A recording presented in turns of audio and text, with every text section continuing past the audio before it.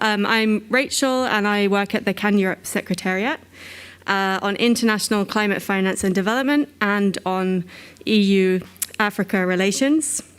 And so the idea behind this event is to hear a bit about African civil society expectations for COP27, about how to address impacts in particular and support gender equality.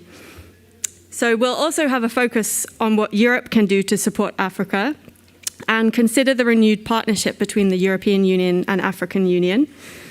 And I think we'll be hearing some proposals about next steps for how Europe and the European Union can offer support to deal with impacts on adaptation finance and on loss and damage finance. So we have just under an hour and a half, and I'm very pleased to be able to introduce a series of amazing expert CSO speakers and representatives of the EU delegation and potentially someone from the African group of negotiators. And we'll also have lots of time for questions and discussion after our panel has spoken. So I'll just briefly introduce our speakers in turn. First up, we're going to have Aïssatou Diouf, who is in charge of international policies and advocacy work of the NGO Enda Energy, based in Senegal. But Aïssatou is also the node coordinator of Climate Action Network West and Central Africa. Then we'll have Marlene Ochoki from CARE International, who's global policy co-lead on climate justice, followed by Jeremiah Fenitra from the NGO SAF FJKM, based in Madagascar. Then we'll hear from a representative from the EU, Paul Salver, from the French Ministry of Foreign Affairs and Europe.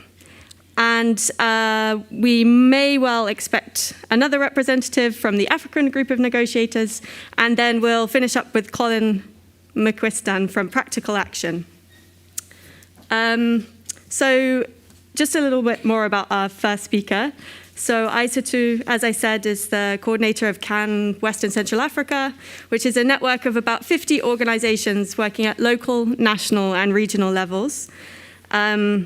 She's active at the national and international level, working on issues related to adaptation, loss and damage, and climate finance, and working to make the voice of the most vulnerable heard. And so Aïssatou is going to kick us off with some key expectations of civil society towards COP27. Thanks very much.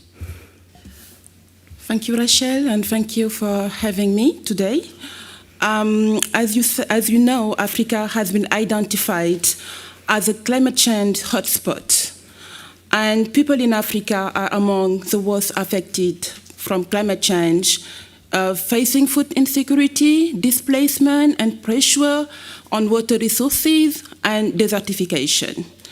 And for sub-Saharan Africa, which has experienced more frequent and more intense climate extreme over the past decades, the ramification of the world warming by more than 1.5 degrees would be profound.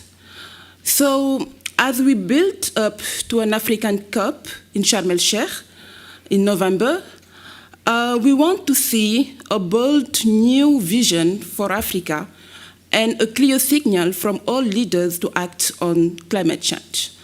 For us, African civil society, the COP27 should be the COP of the most vulnerable and highlighted the priorities of the continent. As Climate Action Network Africa, we identified 4 key priorities. The first one is about climate impacts, adaptation and loss and damage. The second one is climate finance, because we cannot adapt without finance. The third one is about just energy transition. And the last one is about national climate action and implementation. On adaptation, for us, African civil society, the COP27 should be seen as an adaptation COP. The COP for us will deliver agreement on an elaborated outline of elements with respect to the scope, definition, progress review, communication, and reporting on the global goal of adaptation.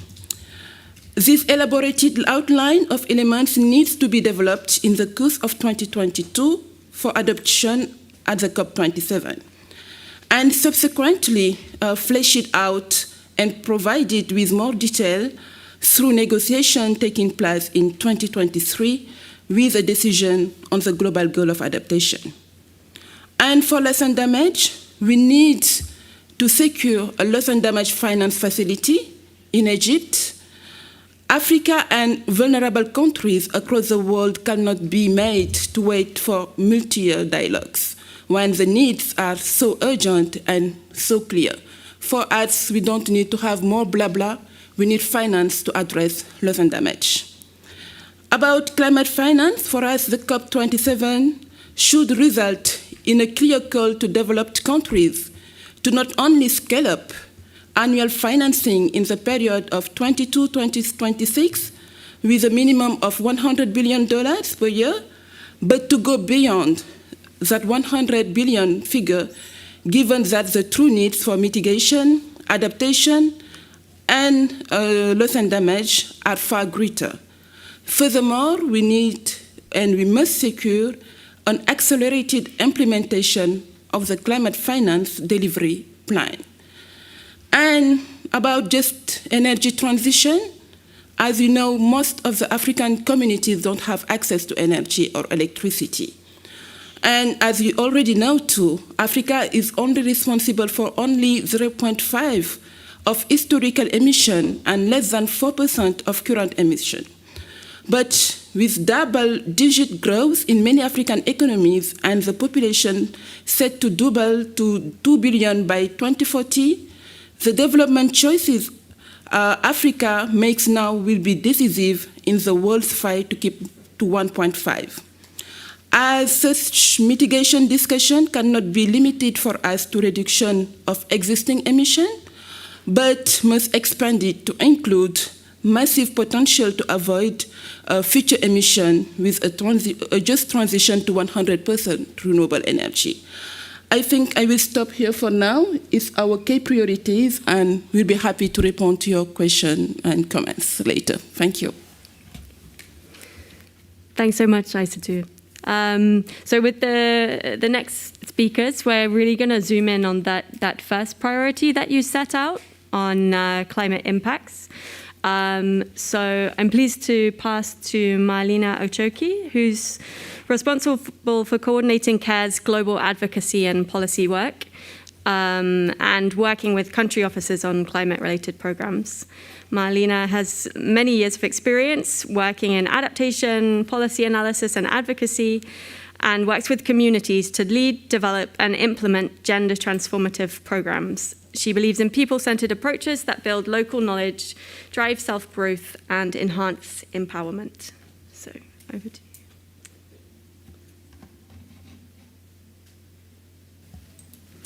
Thank you, Rachel, and good afternoon, colleagues. Okay, good. So, as Rachel has already introduced me, my name is Marlene, and I work with CARE International, and today I will take you through a few issues that we would like to have as priorities for supporting gender transformative actions in Africa. And we can move to the next slide. So this is just a short outline of a few slides that I will be talking us through. We will be looking at where we are in terms of gender transformative actions, and at the global level, at the regional level, what we are doing in gender integration, in integrating gender and climate change, priorities for supporting gender transformative climate actions in Africa, and finally, what are the key recommendations that we have to ensure that gender is integrated well in Africa and other programs. So this week has been more of a science week. We've seen and we've heard from the different IPCC authors on the AR6 report, and they've already shown us the different impacts of climate change globally, but also how it's affecting the African continent. And from the different discussions, we also know that climate change is making gender inequality worse, especially for the world's poorest women and girls. but we know that they're also very powerful agents for climate change and providing responses and actions to respond to their community's needs. So we know from the different cultures and traditional where we come from, women and girls face a double injustice in climate change. We have the climate change issue, and we also have the gender inequality from the different backgrounds that we are coming from. So this is very important to ensure that we have women at the center of climate actions, to ensure that their needs are actually well captured. Increasingly, we are seeing that gender is being recognized as an important factor in planning and also implementing interventions at different levels, which helps to build people's resilience to climate change and disasters, starting from the global, national, regional, and subnational levels. So we are trying to change the narrative that is portraying women as victims of climate change, because that is not the case. We know that women are people that we can appreciate of all genders that are essential to contributing our climate change action solutions. From the different national plans, global documents that we use, we see that we have done a research on the different NDCs, and we can see that there's progressive impacts in terms of having gender transformative national determined contributions that acknowledge the needs of women participation, but also implementing the agenda action plan through the process. Next slide, please.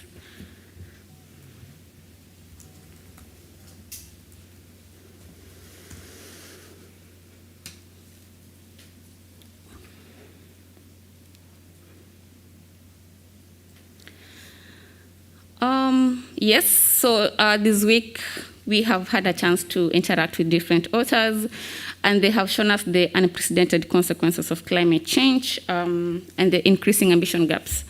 We know that climate change affects men and women differently, and looking from this report, it shows that the more impacts of climate change that we will be having, the more impact that this will actually cause to the women and girls at different levels. Therefore, it's very important, and we saw that from the report, Africa will be impacted more than any other continent, and the adverse impacts of climate change is limiting the growth and also the development trajectory. And while we know that Africa's contribution to the global total emission is very less than 4%. At COP26, for instance, it was recognized that the full and meaningful participation of equal and leadership of women in all aspects at the UNFCCC level and in different levels of climate policy and action is very vital to ensure we are achieving long-term climate goals. So annually, we only have 20 to 25% of overall annual climate finance that has been allocated to adaptation, and less than 10% of these resources is actually disbursed to the local level, whereby we get to see the different groups where women and girls are actually based. So one of the reports that CARE did recently has shown that in 6 countries analyzed, 47% of the adaptation projects did not mainstream gender equality, and either does it have a gender marker or not marked at all. And so this shows that there's really key to ensure that some of these plans, national plans, the national priority actions, development policies, that we are able to include or integrate gender for us to have a transformative action in climate change. So I have highlighted a few opportunities for supporting gender transformative climate action in Africa. And the first one is to ensure that there's gender balanced participation and women's leadership in different forums.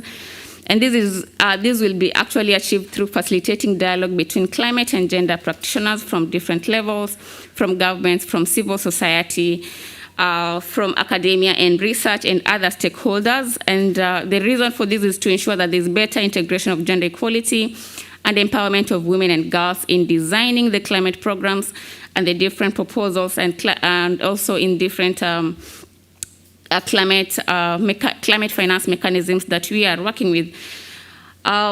Another key aspect for us to consider is to ensure that there's capacity building and communication in incorporating climate education in different levels, starting from the socialization of through education, and this one is ensuring that from the tender age when we are raising our kids, that they're able to understand the different impacts of climate change and what is the role of different groups.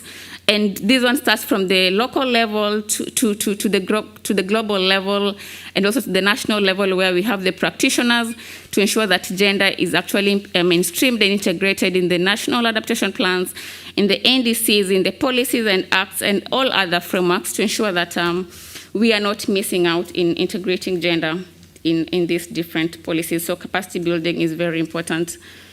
Another key aspect here is monitoring and reporting gender action progress at different levels. And this is basically for enhanced decision-making and progress actions. We should be able to see what milestones we have already done, what actions have already been taken in different programs that have been implemented. And right now, we are talking about unpacking the global goal for adaptation. Some of the key issues that we are seeing from the plenary is that there's need to ensure that there's monitoring and reporting of the different progress from different levels and regions, so that when we are developing new programs, we are able to see what worked, what did not work, and where we are, so that we do not continue doing programs that are actually not progressive, but still doing the same mistakes.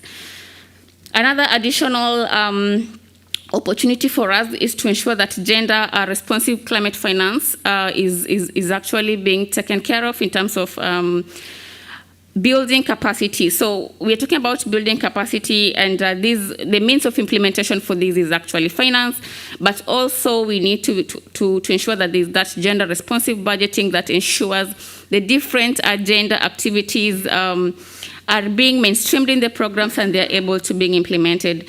So this one looking at different technologies for programs that has been proposed, be it the weather information systems, the climate information services, tapping into different indigenous and intergenerational knowledge transfer is very important to ensure that we are not leaving out the key aspects in terms of having a gender responsive programs at different levels. We also need to invest in funding locally led institutions, women-led organizations, to build capacity at different levels, and also to ensure that expertise is also developed at the local level on gender and climate action solutions. So we do not want to always bring experts from different levels, from different countries, from different blocks, but it's very important for us to invest in locally led women organizations. And one of the challenges we've also seen with this is that through the Green Climate Fund, if I would give that example, most of the accredited entities are actually not from that a country where the program is being implemented. And it takes a lot of time to do the legal process. And you find that a program that was supposed to be implemented in 2019, it takes a lot of time, like about 3 years for that to start. So it's very important to invest in locally led institutions to ensure that local technical expertise is built, but also we support the knowledge and actions at that level. And finally, very important to include provision of flexible funding that supports women initiatives, but also take into consideration a lot of barriers that we do have in applying for these different climate finance resources. In terms of recommendations, quickly, there's need to design capacity development strategies to yield equitable benefits for women and men, and facilitate targeted capacity building for women and women organizations. Very important to have gender responsive budgeting including planning for our gender responsive measures, so that we will be able to implement gender targeted actions and activities at that local level. Also very important during planning process to ensure gender and social analysis of climate change policies and programs is undertaken to identify the different gaps and opportunities that provide requisite data to support implementation of new programs. Meaningful participation is very key for and inclusive engagement process at different levels to ensure effective participation of vulnerable groups as agents of change. And we have seen even right now here at the plenary, we have the different groups are given opportunities to air their views on different elements. For instance, of unpacking the GGA, we had the women constituency, the youth, and all other groups given that opportunity to ensure that there's meaningful participation and we are collecting information and data from all the groups. And finally, institutional capacity strengthening. Support include flexible funding is critical for women-led institutions and social movements to consolidate their voice and accelerate action and engagement with duty bearers at different levels to ensure that the protection for them is actually key as part of climate justice. So I will leave it at that, and we welcome comments and questions later on. Thank you so much. Yep. Yeah. Thanks so much, Marlena, for these lessons on gender-responsive climate finance and adaptation in particular. We're going to have a new speaker join us, so I'm very happy to, and I'm also going to shift my position, to welcome Alpha Kaloga as a representative of the African Group of Negotiators, who's going to join us for his intervention and then may have to leave for the negotiations. So let me just close this. There we go. Welcome. So it would be...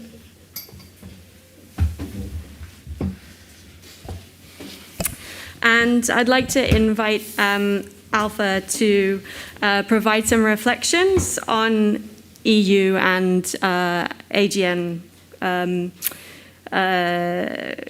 relationship and cooperation on impacts, particularly in light of the renewed EU-Africa partnership and summit in February, or just to comment and reflect on the negotiations at COP27 and ongoing and the SBs, including the Glasgow dialogues. Thank you and good afternoon. Sorry for stumbling here and I have to go, but that's the spirit of those sessions. It is a pleasure, and I'm always pleased to be among our peers, civil society, to make some intervention, because I think if we have advancement at this point of time in terms of Glasgow dialogue, in terms of Santiago Network negotiation moving on, it is also due to the huge pressure put by the civil society, and we very much count on you, the vulnerable countries, the LDCs, the Africa Group, all G77 members knows that you have an understanding that can actually be a leverage to move on in this negotiation. And yes, of course, we have two big issues to be discussed here at this meeting. At this session, we have the Santiago Network. As you know, the Santiago Network is a product of a review of the Warsaw International Mechanism. In Madrid, the finding of the review was that the mechanism is falling short to fulfill its mandate, particularly its third function, which is the third function of the EXCOM, which is to enhance action and support. And one of the steps was in terms of enhancing understanding, helping country to mainstream loss and damage related activities areas in their development plan that they need technical assistance to organize the country in terms of coordination mechanism, but also to know where to get the data and express bankable project that can at least cover part of the minimizing of loss and damage, and also have a better understanding how to address loss and damage, of course. And the Santiago Network was to catalyze technical assistance through organization bodies and network. And we are still in the process of operationalization. Last year we had a set of functions, and now we are discussing about how to move on. When I was sitting there, I just received a text by the Secretariat on the by the co-facilitators, and there is a misunderstanding. There's a misunderstanding between what we are expecting, we that call for the Santiago Network, and what the understanding of our partners, and perhaps also from the Secretariat. We were looking for a technical assistance that is demand-driven, that is country-owned, that will help country to better understand impact of climate change, loss and damage associated with climate change. So what we are having, there is an attempt to get a secretariat done, a secretariat that will serve as a trust fund and that will, start operationalizing, technical assistance demand. And for us, and that is what the G77 is saying, we very madly need this technical assistance, but we don't need to rush. We don't need to rush. And for us, it is very important, based on the experience in the convention, to ensure whatever we have as a technical assistance is owned by the country. And for us, the structure of the Santiago Network matters a lot, including the advisory body. I give you a practical example. We have a Santiago Network with only the Secretariat as some option proposed linked to the EXCOM. The EXCOM is first overburdened by its work plan, work streams, and then we have an independent Secretariat that will be driven by the organization bodies and network. You will lose the key element of country drivenness. You will lose the demand, the need, the assistance provided based on demand. We are seeking for an advisory body to make the Secretariat first accountable to the spirit of Madrid, for which we call for the Santiago Network. We want the Secretariat to be overseeing, we want the advisory body to be overseeing the Secretariat, and the Secretariat be accountable to the board, because you have experiences through the operating entities of the financial mechanism. The real world is always driven by those organizations. So to ensure that we can review, we can provide guidance, we can calibrate the operation of technical assistance, we need a board that is, consisting of parties, organization bodies, a network, researcher, to ensure that the spirit of Madrid is kept. So that discussion is going on, and the plan is for us, as far as we are concerned, that we have first a structure of a system, because we should understand that we have a mechanism, and the mechanism, we only have the EXCOM under the mechanism. There are different tools that make the mechanism work, which will be the Santiago Network, but also the facility later. Then you have a complete mechanism. So for us, we need to have an understanding how the Secretariat will be operating and have an oversight on it.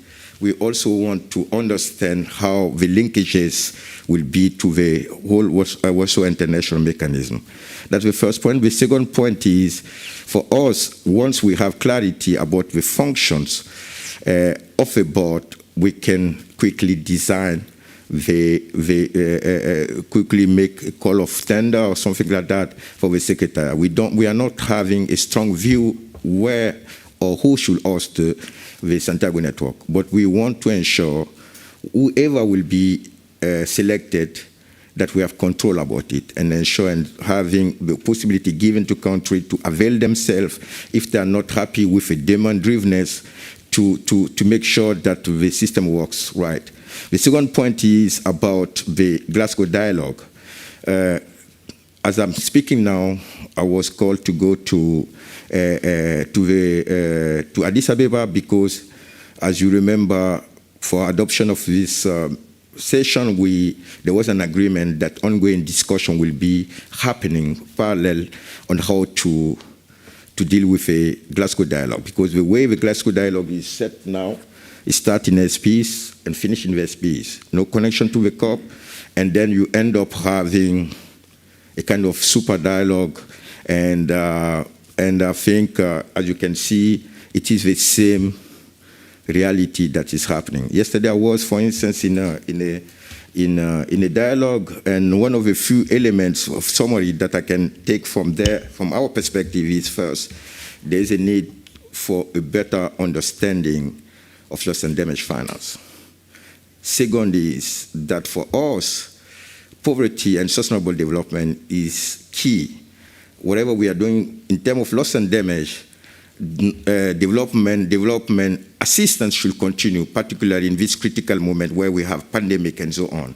And the third is that loss and damage finance, in designing a facility or funding arrangement, we should have a whole system approach, because we cannot fix the problem only under the convention. We can think of making requests to review the access modalities by the MDBs. As you know, most of the resources are going through the MDBs. We have also recognized that humanitarian are doing a great job, but not receiving the attention they are having. For instance, a good example, in 2019, there was 16 billion US dollar given to humanitarian support, and among them, only 1.26, or I don't know exactly, 1 billion was given to climate-related issues, and the rest of the resources was given to conflict.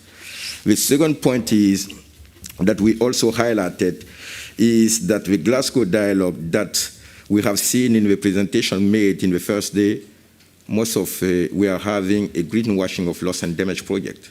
You see projects that are having nice title, but you don't know what are the components that are loss and damage. We need to have the understanding how the operating entities come to a conclusion, which matrix and methodology they use to qualify those proposals as being loss and damage projects, to help us understand which type of proposal we should submit to them. And secondly, we also are of the view that no institution under the convention and outside the convention very much fit to address loss and damage. So we need to have a conversation, and this conversation should happen also about the sources.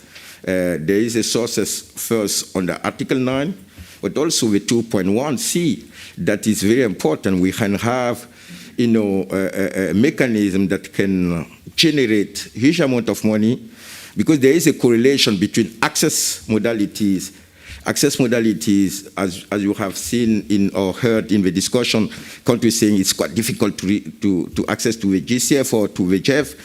But to me, there is a correlation, because the more resources, the improved and simplified will be the access modalities. Because we have, for instance, in extreme events, sometimes you need to provide even resources before the event to happen. And you need a systemic approach to understand that, but generate enough money that people are ready to, for the first time under the convention and also under the development world, to trust the ground. As you can see, yesterday we had the disaster risk people and the humanitarian people saying that the first provider of support are the relatives, the direct relatives of victims of loss and damage. I hope that raised to a challenge that are supposed to be given here. And if you have questions, I can answer, and I will stop here. Thank you. Yep. Thanks very much. Since I understand you will have to head off fairly soon, maybe we see if there is any question from the audience for Alpha.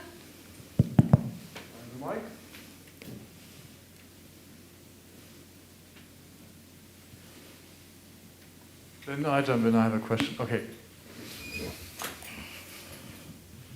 So my name is John, I'm with CARE. I just wonder, your group, how do you think that loss and damage finance should be integrated in the new collective quantified goal for climate finance? Sven Hamling with CARE and also CAN Europe. I have an additional question because you referred to the Santiago Network. Do you have the perception that, let's say, the developed countries as a group, or some of them, want to pitch particular organizations to host the Secretariat? Let's call them the usual suspects in that area, which then also may pre-position the way that the whole loss and damage Santiago Network might be approached. I mean, whether it's UNISDR or others. I just wonder how concrete the indication is of the direction, and I can imagine might be behind some of the rush that we're seeing. Thank you. Yeah. Okay, I will try to answer to the two questions and let time for the ladies and colleagues to continue the discussion. On the first point, we are still discussing among AGN, Africa Group, on how the linkages will be. And as you remember, we are asking as the AGN 1.3 trillion as a new global goal, as a new quantified goal for financing. Once it's clear, if you take the 1.3 trillion, we have to justify that. And if you cannot put loss and damage there, it will be a bit difficult to do that. But for us, it is important as an AGN, it is very important that loss and damage finance is additional, new and additional to adaptation finance, assuming that adaptation finance is additional to ODA.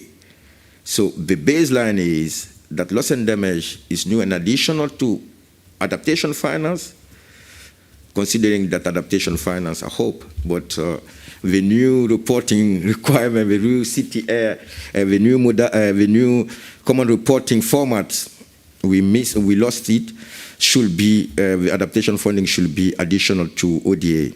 To your question, I think it's not only the countries. Sometimes, as far as I'm concerned, I think even the Secretariat is also not listening. I'm not saying they are having a position, but not listening. I was privileged to be in Copenhagen. The last text that, or the summary that they proposed, they brought a term of reference of a Secretariat. And I said we cannot agree on that, because for us, the Secretariat is part of a system. You don't know how the system is built, and you flesh out, outline, function, role, and operational modalities, policy and guidance of a Secretariat. That is, is not for us a logical and plausible approach. And on the second hand, what came clear there, there's no entity capable to do the job of a Santiago Network. So for us, the assumption is whatever institution first is taken, it has to give us the guarantee that is ready to go the necessary institutional reform to fit to the Santiago mandate. There was several options there, for instance, hybrid options, and or some organization like UNEP or UNDRR that came there. And I mean, it's proposed, it's not adopted. And for us, the advisory body is important to secure that it is party-driven.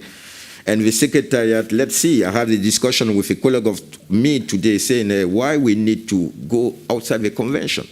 Because the organization that we are talking about will be only hosting a Secretariat, an independent Secretariat, giving them the overhead staff, table, everything's in the place. And the second point is to be able to play the fiduciary role. And the UNFCCC Secretariat can play that as well, because it is a hosting institution. So a lot of options are there. For us, key is that the technical assistance is provided in a country-driven manner. I will stop there. So, any more questions for Alpha? Then I'll say thanks so much for sharing the updates and priorities. And yeah, we'll be coming back to the loss and damage issue a bit later in the presentations. Thanks. So now I'd like to invite Jeremiah Finitra from SAF FJKM NGO, which is based in Madagascar, to give us some insights on gender-responsive actions to address climate impacts with examples from Madagascar. And I'll get your slides up. Thank you for giving me the floor and for the introduction. And thank you also for this sharing opportunity. So this year alone, between January and April, Madagascar was hit by 6 cyclones, 2 of which were classified as 4th category. For the last 2 years, the populations of the Great South of Madagascar have suffered one of the most severe droughts in 10 years. In Madagascar, several humanitarian actions have been carried out for years, but the communities cannot recover from their losses, especially in terms of livelihoods and income. To think that a single woman, head of a family with 8 children, had to leave her village because of drought and feeds her children with cactus so that they can survive. In discussions with the communities also, some said that if there was no aid, they would be dead, and when the aid stops, they don't know if they can survive. In Madagascar, more than 53% of migrants are women and girls, and the main cause of migration is climate change. Work on a national and legal framework on gender equality is currently underway in Madagascar, and sometimes even national, local authorities, leaders, and stakeholders are not convinced of the importance of gender mainstreaming, especially in climate action. It is often seen as a core when the financial or technical partner demands it. An example, after the passage of a cyclone, it was difficult to get official data showing how many men and women were affected by the cyclone, making it difficult to design gender-responsive actions without collecting additional data, and that would delay the aid. Centuries of traditional practices and social norms defining the roles of men and women are difficult to change. But failing to address them will only increase the pressure on women and girls who are already experiencing the effects of climate change. But this does not mean that we have to give up. Of course, it will take time, but we have to go step by step. Not seeing tradition and culture as an obstacle, but as an opportunity can be a start. For example, we can encourage communities to express what they think about gender equality and climate change through their culture and tradition. Since October 2019, with our partners here in Europe, we have been supporting the establishment of a multi-stakeholder partnership on climate and disaster risk finance and insurance in Madagascar, involving the government, the private sector, the civil society organizations, and academia. In Madagascar, there are many humanitarian actors. They even step on each other. Despite the existence of clusters and working groups, many actors cannot see who is doing what are the good practices, what mistakes others have already made. So the partnership provides a space for exchange, knowledge sharing, and harmonization of actions. Another objective is to promote gender-sensitive climate projects through awareness raising, research and study, capacity building of national actors. Another initiative is the GCF CSO readiness. GCF funds are intended for the country and its communities.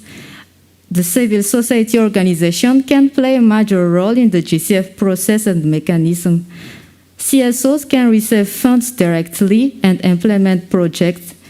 But probably the most important role of CSOs is to independently monitor the implementation of GCF projects, to talk with communities to ensure that their needs are addressed and that the elements of the validated project proposals are realized.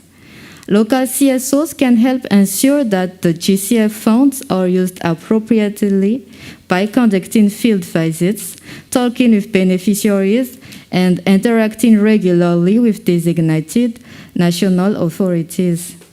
In monitoring, CSO always pay particular attention to the gender aspect of a GCF project. So thank you very much for your attention. Great, thanks so much.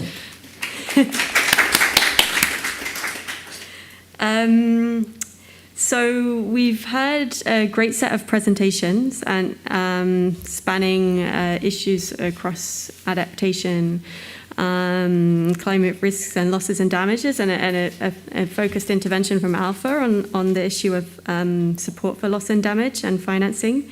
I'll now ask Paul Salvert from the French Ministry of Europe and Foreign Affairs in the French government, which currently has the presidency of the European Council, to perhaps reflect on some of the things we've heard and give us some insight into how the EU and African Union are working together on climate impacts in the context of the renewed partnership between the African Union and European Union. Thanks. Thank you very much for this opportunity to discuss the cooperation between Africa and Europe on climate.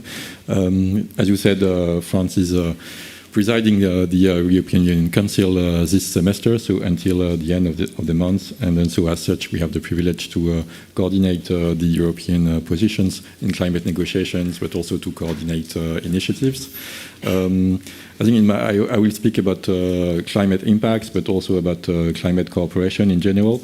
I think it is important to maintain the cooperation in all areas, as the challenges, are still there also in terms of energy access in Africa, and there are so many challenges in terms of climate cooperation and not only climate impacts. And I think it's also important to remind that, yes, of course, this COP will be particular because it will take place in Africa, but of course, Africa was very much present in the previous COPs, and of course, we launched many initiatives with Africa in the past, and of course, including in COP27 in Paris. And so in this semester, the European Union wanted to renew its partnership with Africa on all, in all areas, but also particularly on climate. And so we held the European Union Africa Union Summit in February, and so very much big focus was put on climate cooperation.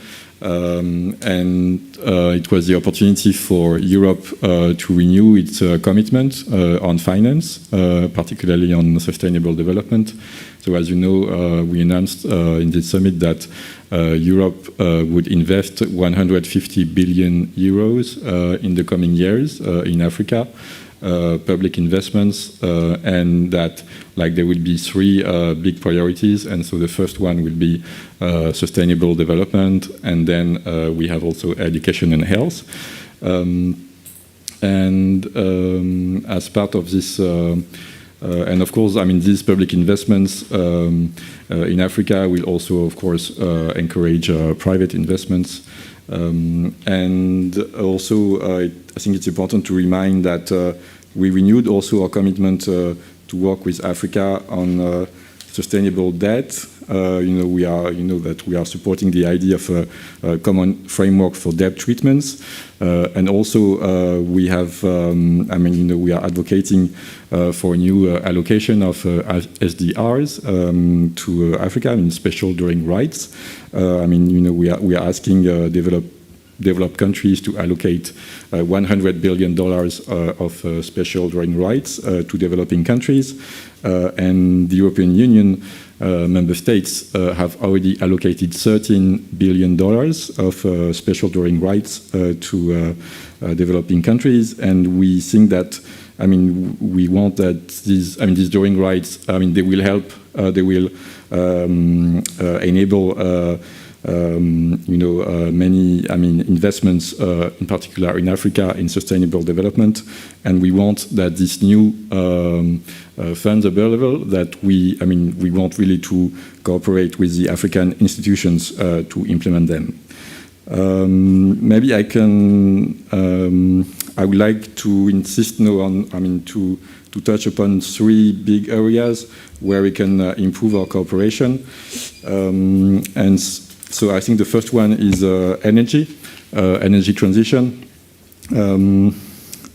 It's not new. As you know, in COP21, we launched the Africa Renewable Energy Initiative. The French Development Agency, together with their European partners, they mobilized more than 6 billion euros in energy, in renewable energy in Africa over the last 4 years, which allowed us to deploy more than 10 gigawatts of renewable energy.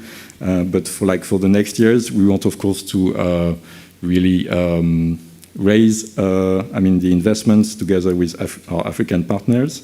And also we want to engage maybe in a new way of cooperation. As you know, we signed in the margins of COP26 a partnership for just energy transition with South Africa, mobilizing 8.5 billion dollars, to help South Africa accelerate its decarbonization of its economy.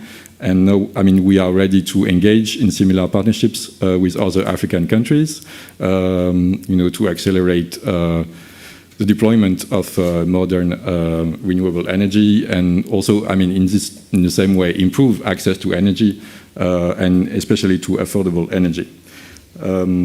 Also, another area where we want to improve the cooperation, the flagship project that we highlighted at the Africa Union and European Union Summit was the Great Green Wall Initiative, an African initiative, but we launched together an accelerator to accelerate deployment of this initiative that concerns 18 countries in the Sahel and Sahara.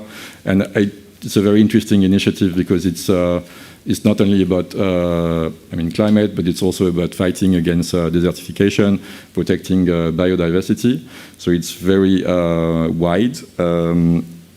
And half of the projects committed have already been engaged. And a third area I would like to touch upon is adaptation and resilience. So as you know, globally, we committed to double our finance for adaptation at COP26. So of course, it's a very important commitment. We have replenished. We replenished recently the Adaptation Fund, but also the LDC Fund. We have already a good cooperation, I think, on adaptation with Africa. As far as France is concerned, we committed to invest 6 billion euros a year in climate finance. Half of it is going to Africa, and 1/3 of our climate finance is dedicated to adaptation. This is what we committed to do in the coming years, and what we are actually already doing. And also, we think it is very important to, it's the case for all countries, actually, also for developed countries, but we think it's very important to continue to develop the adaptation plans, and to facilitate projects. And so as such, we have launched the what we call the Adapt Action Facility, which is led by the French Development Agency, but together with our European partners over the last years. We have deployed, we have mobilized 500 million euros to develop adaptation strategies and adaptation projects. There is also what we are already doing in the field of risk reduction and insurance. We think it's important to continue working on this. As you know, the European Union is supporting, for instance, ARC, the African Risk Capacity. So we support the payment of premiums to develop insurance products in African countries to face the risk, the climate risks. And going ahead, European Union is working on a new Adaptation and Resilience initiative that will benefit to Africa. And we think it's important to continue, of course, working on adaptation projects, but also to work on the risk, climate risk finance architecture, as maybe today it is a bit too much, it is too fragmented. And so we think it's important to improve the coordination of the risk climate finance architecture, and also maybe to improve the funds available in this area. And of course, we are very happy that now the Glasgow dialogue has started. I took part yesterday in one of the round tables. The discussion is extremely interesting, and I think quite constructive. We heard about all the existing cooperation, the financial arrangements already existing, benefiting to loss and damages. We are hearing about difficulties of access, so maybe we can think about ways to improve the access and the speed of access also to the existing financial arrangements. We are hearing also about the need to improve the insurance systems to address loss and damages. And so I think that, in this dialogue, we need to continue discuss all these options and see where it leads us. Sorry for being a bit long. Also to respond to my colleagues on gender. Just to say that it is very important for France. It is very much included in the French Development Agency strategy. We committed to have 50% of AFD projects dedicated to having a positive impact on gender. And we also committed that at least 700 million euros a year should have a direct impact on gender, and we are already doing it. But I will stop here, and sorry for all the numbers, and I'm ready, of course, to answer the questions, and we look very much forward here in Bonn and in Sharm el-Sheikh to further improve the cooperation with Africa to respond to all the challenges. Thank you very much. Thanks, Paul. It was good to hear that broad range of priorities on climate. I will now pass to the final speaker, Colin, who's actually going to pick up on the loss and damage financing issue. Just a couple of words about Colin. Colin's the head of climate and resilience at Practical Action, and he's worked extensively on sustainable development and disaster risk reduction and climate change adaptation, as well as being a regular participant at the UNFCCC and an observer of the Warsaw International Mechanism. So very well equipped to give us some more of your perspective and priorities on loss and damage financing and on the Glasgow dialogue so far, and also what a loss and damage finance facility could look like. Thanks. Thank you very much, and good afternoon, everybody. We've seen from the earlier presentations that climate impacts are accelerating, they're impacting the most vulnerable the most, and at COP26, the G77 came together and made a plea at the first few opening days of the conference and said, why don't we establish the Glasgow Loss and Damage Finance Facility, a finance facility of new and additional resources that could be allocated to loss and damage. And when I say loss and damage, what are we talking about? We're talking about losses and damages that are resulting from the irreversible impacts of climate change. So if a community live in a coastal area and sea level rise is occurring, they've lost their land, they've lost their houses to sea level rise, that is irreversible. You can't push the water back. But also in a lot of contexts, and many of the examples that we saw here, there are actually adaptation options that could have been implemented previously, switching of farming practices or new practices being adopted. But because there's been insufficient investment in adaptation, there are unavoided impacts. So they could have been avoided, but because of a lack of investment, they were not. Those adaptation options were not implemented in time, and therefore, when a drought or when a cyclone occurs, that losses and damage is occurring. So there was this recognition that we have insufficient investment in adaptation mitigation. We're now in a situation where losses and damage are escalating, and the recent IPCC Working Group 2 report indicates that the scale of those losses and damages are accelerating rapidly, and they're impacting the poorest and the most vulnerable communities around the world, those who are least responsible for the problem in the first place. So there was this plea for a loss and damage finance facility. Sadly, in Glasgow, that was rejected by the developed nations, and an alternative idea was to come up with a Glasgow dialogue. Now, why do we need a loss and damage finance facility? As I've said, the costs are already going up, they're escalating, so we need to do something. If we don't do something, then, I don't know if people were in this room earlier in the day, but we had a presentation on litigation, on climate, on using human rights principles and law to actually enact action to invest in climate action. So litigation is going to be increasing. These climate impacts are eroding the global economy, they're eroding development gains. We've already seen many of the SDGs being reduced and turned around.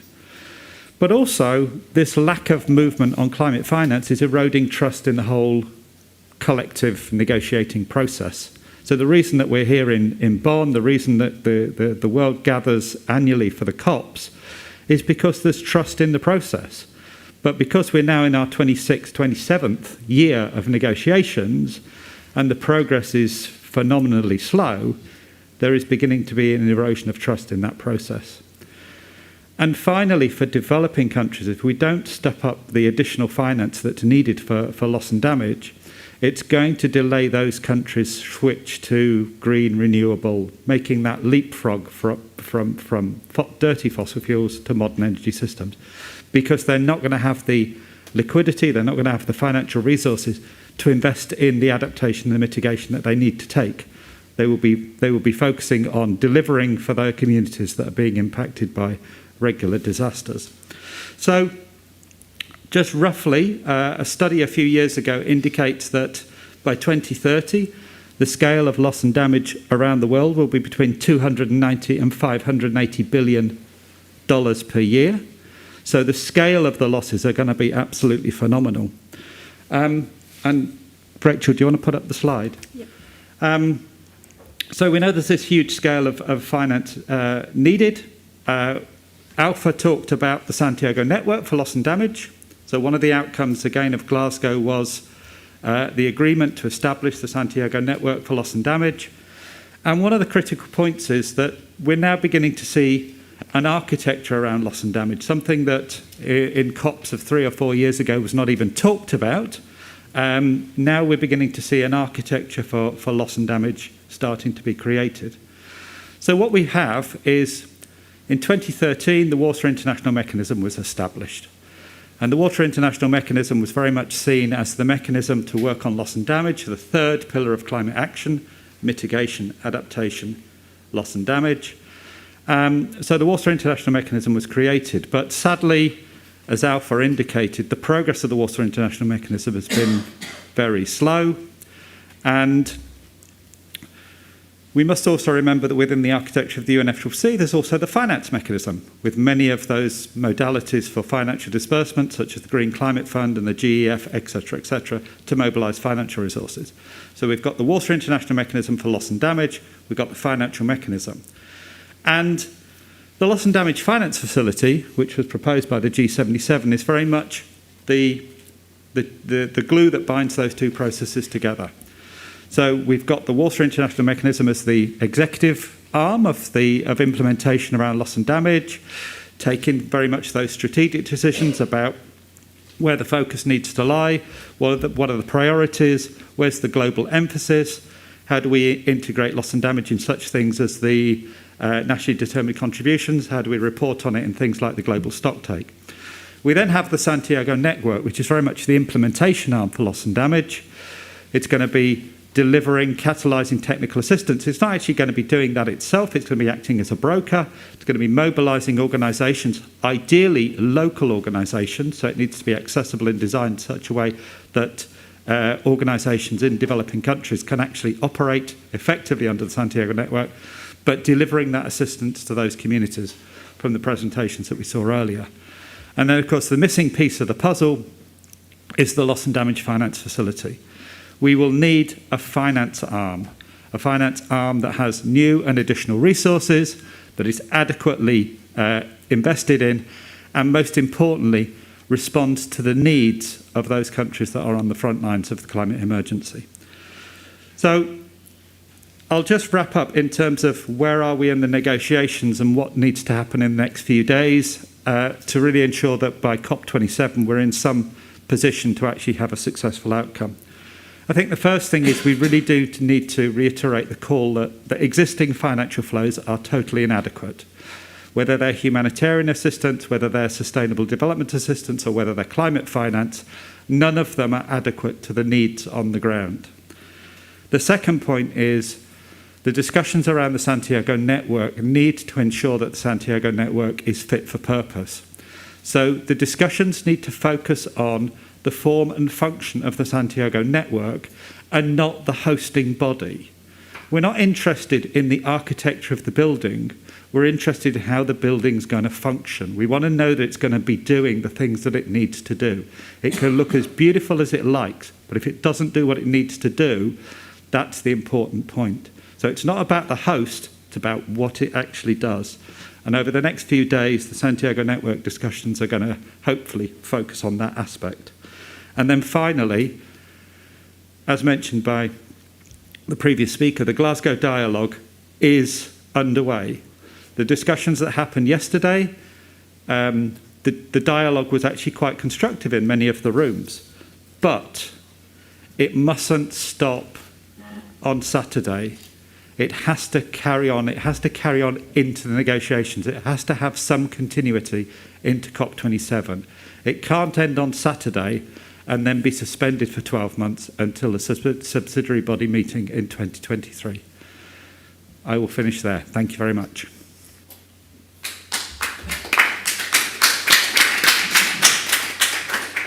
Okay, so thanks very much to all our speakers for your excellent interventions. We now have a bit of time for questions and discussion. So please, if you're in the audience and you have any question, or if you're on the panel and you want to ask another panelist a question, please go for it. Great, David.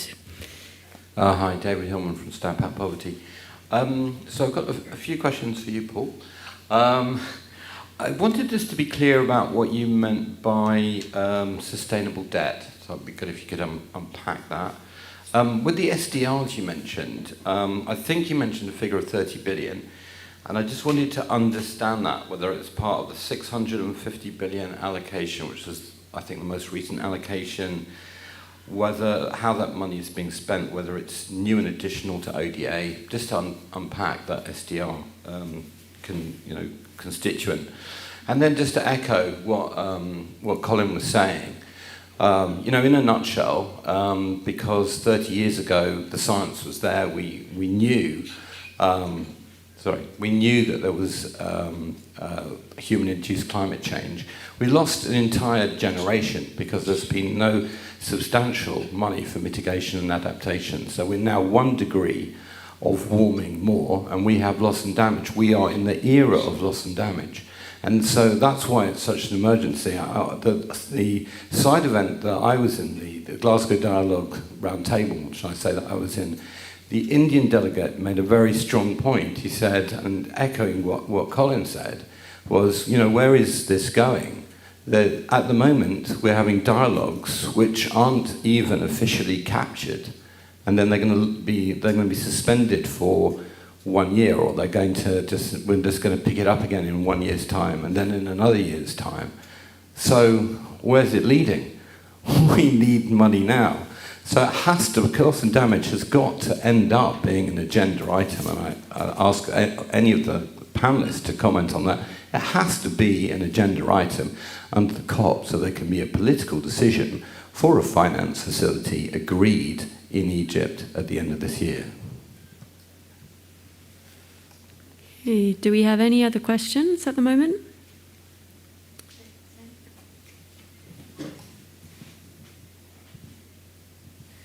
Fanny Petitbon from Care France. I do have a question for Mr. Salver. You mentioned the different initiatives that France has been championing. Just a quick question following the commitment at COP26 to doubling adaptation finance. We don't really see much progress from developed countries, so I don't know if we don't know exactly where we're going to stand in the next few years. Is France planning to increase its target, or not in the near future? Thank you.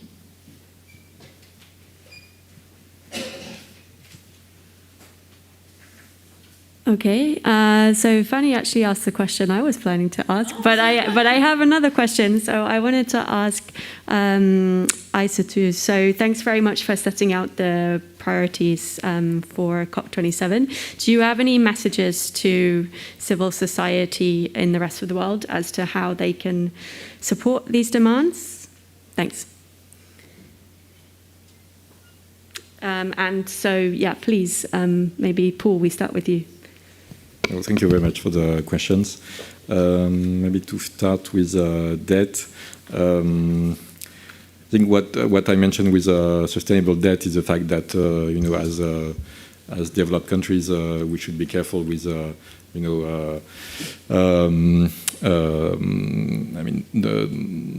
way we engage in debt with developing countries, and so European Union is abiding by some criteria to make sure that developing countries do not take more debt that they can. Of course, it can be a real challenge for the finance of the developing countries if they take too much debt, and of course it can lead to finance issues, in particular for the sustainable development.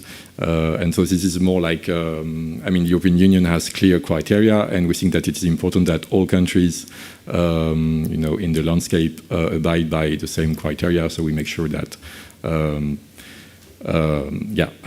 African countries are not in a situation where their finance is broken. And on special drawing rights, yes, I think that 600 billion is a total that has been allocated, and part of this, so we would like that at least 100 billion to be reallocated to developing countries, and France and other European member states, we already committed to reallocate $13 billion through 1.3, and so we want these special drawing rights to be used, so they will go in developing countries, and we want them to be used for sustainable development. And we hope that the African institutions will be involved in the way they are deployed. And this is additional to existing ODA, yes. And on adaptation finance, France has already made a lot of efforts. The problem is that, if you look over the past 10 years, I think we went from maybe 10% of our climate finance dedicated to adaptation, and a year and a half ago, the French president said that we would raise this to 1/3 of our climate finance, so roughly 2 billion euros a year. But the problem is that, we said this in December 2020 at the Climate Ambition Summit. And maybe because we said it early, because we tried to lead, now for us it's difficult to, to go beyond that. We think it's already, we think this commitment is already ambitious, and it's much more than the average of developing countries. So, for now, this is our commitment, and it's a commitment which is very clear. So, from 2020 to 2025. Great, thanks. Thank you, Rachel. I think that in our side, what we need from the NGO, from the North, is to amplify our voices and to make our priorities heard in several spaces. The next G7, the EU spaces, and the major also. I think that we need the narrative coming from African civil societies and the narrative coming from our communities on what we need, what are our priorities. So we think that we are going to work from now until the next COP 2027 to work closely with NGO from the global north to make, to amplify our work we are going to do, not only as African civil society, but we are going to work very closely with the Arab civil society, particularly the Arab world, and to open the space and to also not only speaking about climate change, but putting on this table also the question about human rights, because we know that it will be the big issue from our partners living in Egypt. So how are we going to create synergy between climate change and human rights? So we need you to make our voice heard all around the world. Thank you. Thanks. Does anyone else want to comment on any of the questions? If not, Azzy, we can open the floor again to see if anyone has any further questions.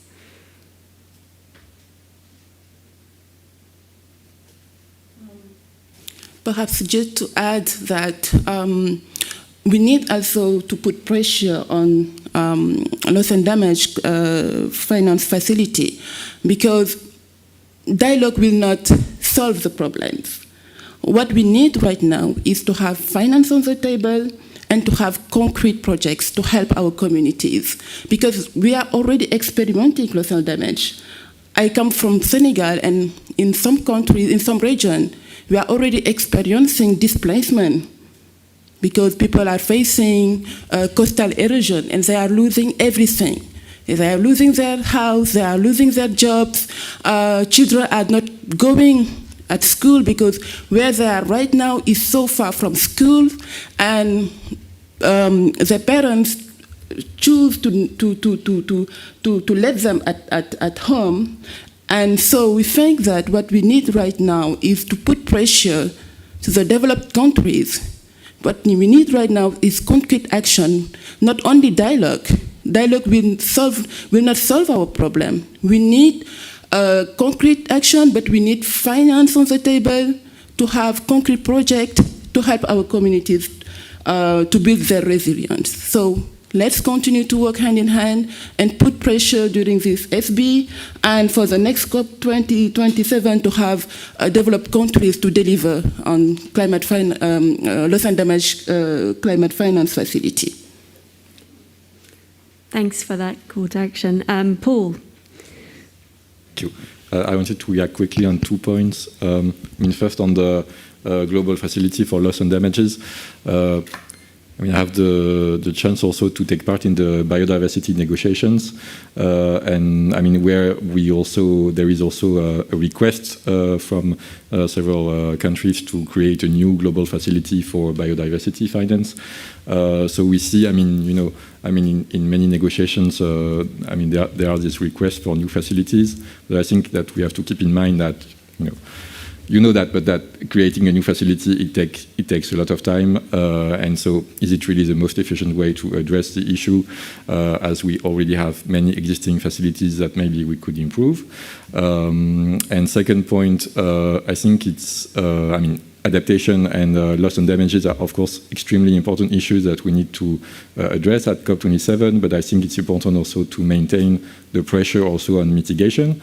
I was involved in the recent IPCC reports, negotiations, and I think also the message from the IPCC is very clear that, you know, if we don't keep 1.5 alive, and if we don't reach our goals, I mean, adaptation, yes, I mean, you need to adapt, but beyond a certain level of global warming, I mean, I know that everybody in the room knows this, but beyond a certain level of global warming, adaptation will be extremely difficult and extremely costly. And so I think it's important that we, together, Europe and Africa, we also maintain the pressure on big emitters, I mean, because they need to raise their ambition and achieve their targets. Thanks. We can take one last question, and then I'll see, we'll have the response, and if particularly Jeremiah or Marlena or Colin want to make any final remarks, you're welcome. Thank you very much.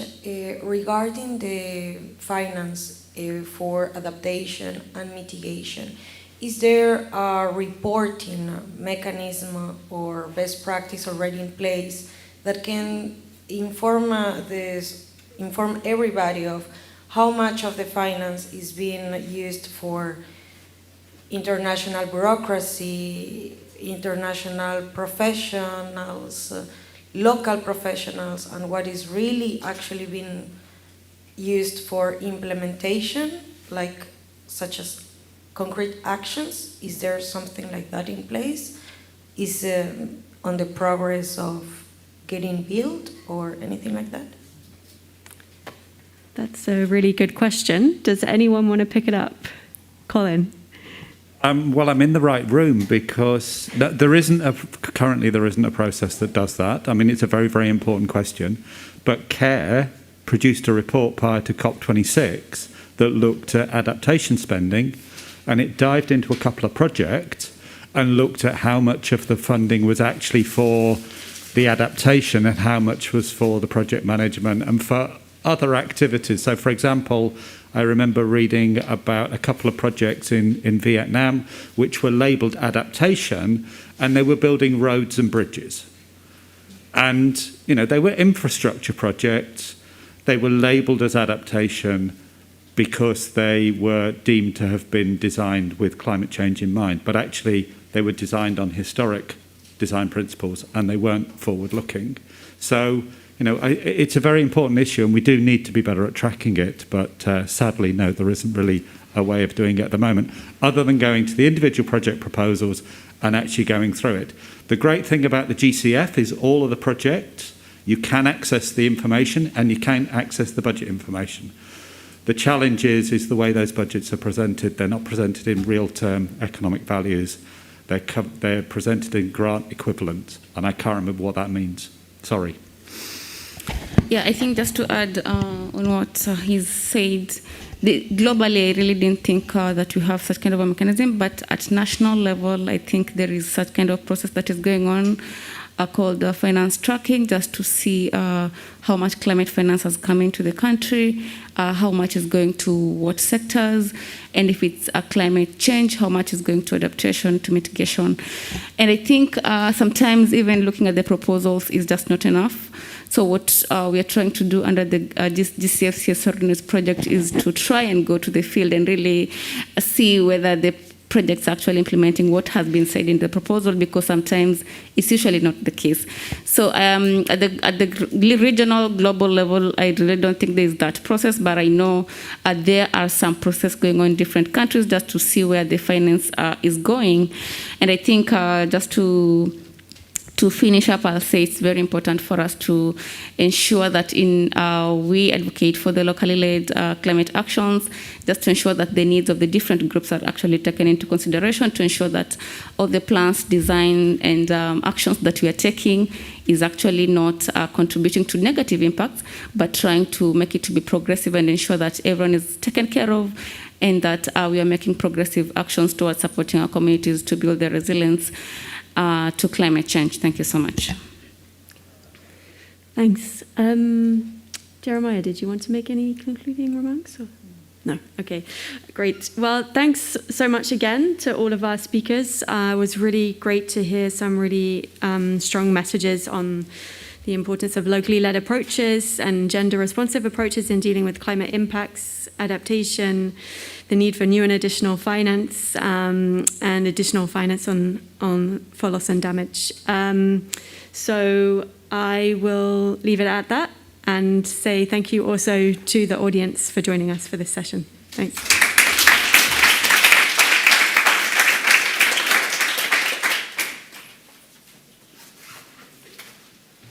If anybody wants them, I do have summary papers for the loss and damage.